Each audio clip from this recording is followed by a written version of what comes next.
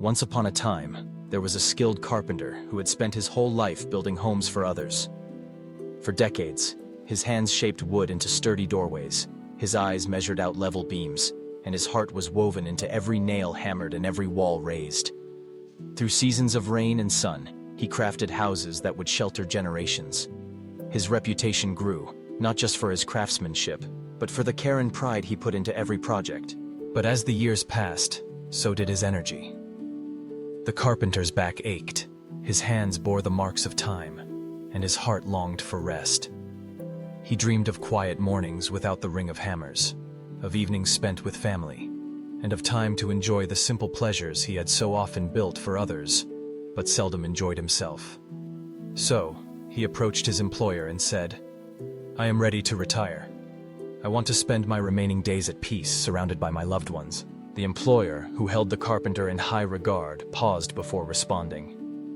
"You have served us well, but I have one last request. Build just one more house for me.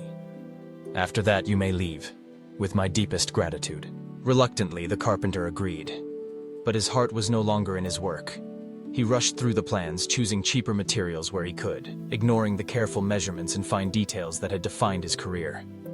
The foundation was laid hastily, the walls were uneven, and the roof was not quite true.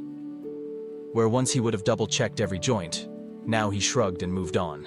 His co-workers noticed the change, but said nothing. After all, everyone knew his work had always been impeccable, and perhaps he simply wanted to finish quickly. The house did go up quickly, but it lacked the integrity and beauty of his earlier homes.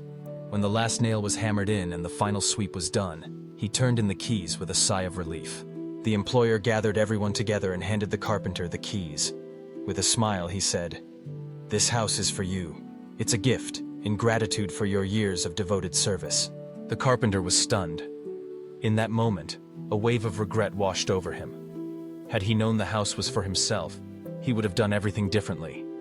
He would have chosen the best wood, taken his time with every joint, and poured his experience and pride into every corner. But now it was too late. Standing before his new home, the carpenter realized a profound truth. Every day he had built homes for others with care, but when it came time to build for himself, he had given less than his best. And now, he would live in the results of his own choices. The lesson unfolds quietly, yet powerfully. How we build each day is how we build our life. Each decision, each action, each moment of effort or neglect, these are the bricks and beams of our future. We may not always realize that we are building for ourselves, but in the end, we must live in the house we have built. It is easy to look for happiness or fulfillment in the praise and recognition of others. We seek approval, applause, and sometimes we measure our worth by the way others see us.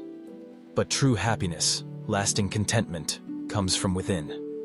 When we strive to do our best, not for an audience, not for a paycheck, but because it is a reflection of who we are, that is when we build a life that stands strong against the storms. Imagine each day as a plank of wood, each choice a nail.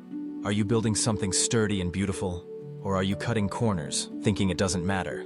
The truth is, every small act of integrity, every moment of kindness, every bit of care you put into your work shapes the life you will inhabit tomorrow. The carpenter's story reminds us that our actions have consequences, often in ways we cannot foresee.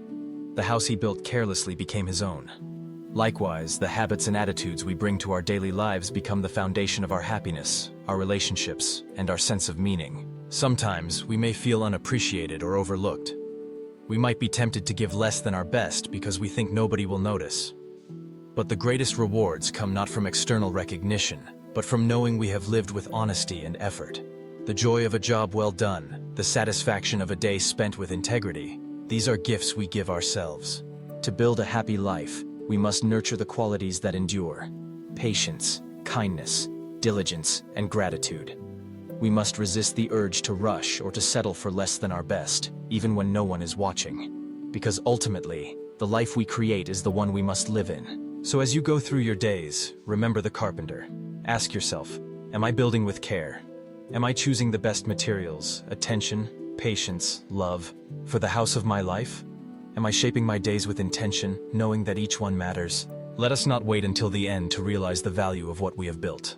Instead, let us approach each task, each interaction, with a sense of purpose. Let us take pride in our work, not for the praise of others, but because it reflects who we are and the life we wish to live. True happiness arises not from external validation, but from the quiet confidence that comes from giving our best, from living with sincerity, and from building a life that is strong, beautiful, and uniquely our own. In the end, we are the architects of our own destiny. Let us build wisely, with care, and with heart, so that when we are handed the keys to our own house, we can step inside with joy and pride, knowing we have built something worthy, from the inside out.